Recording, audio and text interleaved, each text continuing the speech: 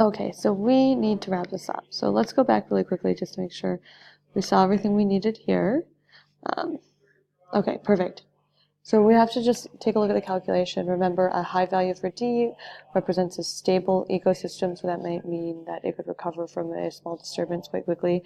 And a low value for D, so low diversity, means that it's probably having some struggles, right? It's probably not very resilient at the moment. So then we're given this data, so you could easily see something like this on a test or quiz. So we're given the species, okay, just a common name, and then we're giving the lowercase n part, so this is the total number of organisms of that species, or the total number of individuals of that species, and then our total capital N at the bottom is the total number of organisms that we captured in that area. So now we have to determine n times n minus 1. So this was easier when I could write it on the board, but this should be 2 times 2 minus 1. So we're going to have 2 times 1, which will give us 2.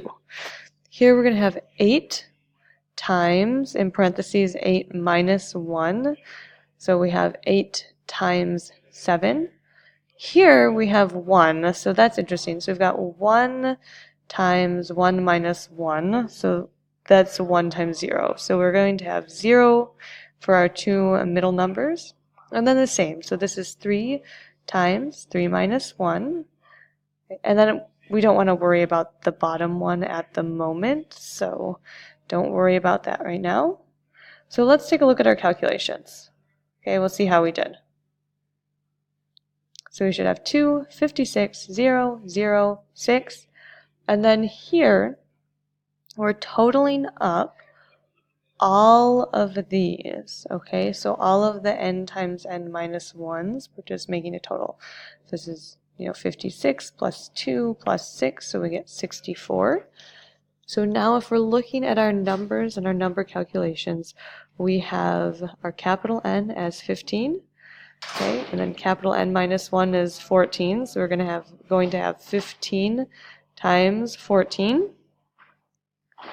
Then at the bottom, we're going to have our sum. So this is our sum of lowercase n times lowercase n minus 1. So this is where we just have to be careful that we're examining the information we have already.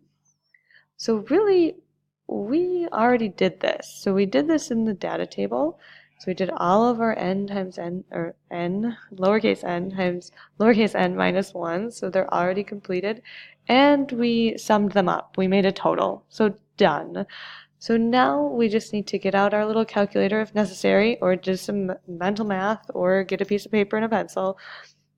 And we multiply 15 times 14, which would leave us with 210.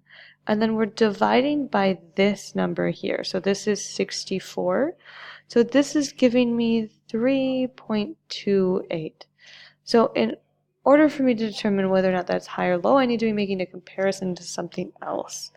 All right, so that comparison, or to find some indices, would be helpful to make that comparison. But this is how you do the calculation, and you could be asked information about running these types of calculations on the ESS exam, just so you know. Okay, so we'll stop there. Let me know if we have any questions that we would like to address.